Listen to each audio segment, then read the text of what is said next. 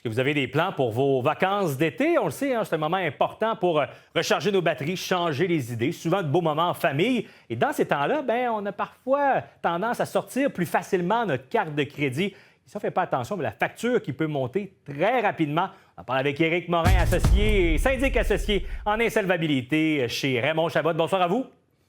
Bonsoir, M. Filaire. Alors, le surendettement pendant les vacances, c'est un réel phénomène, là?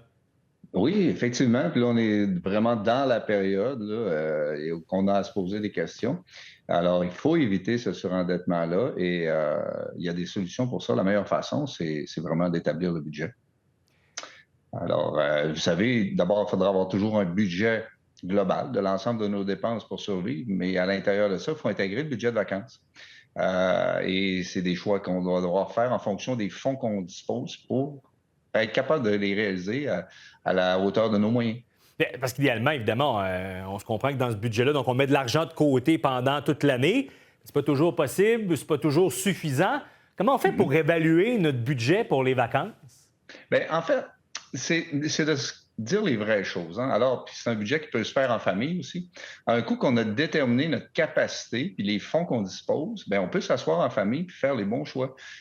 Déterminer les activités à faire, les destinations aussi, on peut changer. On peut changer les destinations, les activités, la durée.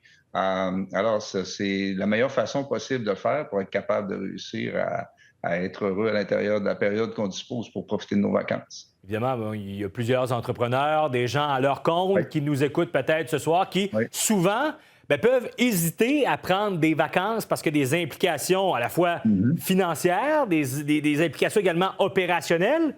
On dit quoi à ces gens-là? Ben, il faut être capable de s'allier les bonnes personnes pour suppléer à nos obligations qu'on a. Prévoir aussi la planification si on a de la production, si des ventes, des périodes de vente, il y a des ajustements qu'on peut faire. C'est un peu comme dans le consommateur, il faut être capable de prévoir ça, la période où ce qu'on va la prendre et d'intégrer ça à l'intérieur de nos opérations courantes. Parce qu'on le sait là, qu'évidemment, avec la situation économique dans laquelle on est en ce moment, ça risque de peser lourd aussi pour plusieurs personnes sur leur budget. Donc, ça risque d'être d'autant plus difficile de faire des choix pour les vacances. Effectivement, effectivement. Alors, il ne faut pas se ramasser dans une situation après les vacances, où ce que vous avez parlé d'endettement au début de l'entrevue. C'est ça qu'il faut pas.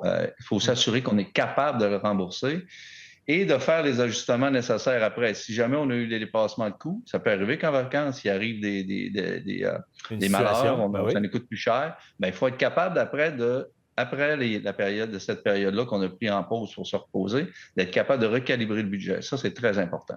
Et si Éric on connaît Morin, nos dépenses, oui, on va réussir à s'en sortir. tout à fait. C'est des conseils qu'on va appliquer à la lettre. Éric Morin, merci beaucoup pour votre temps. Merci.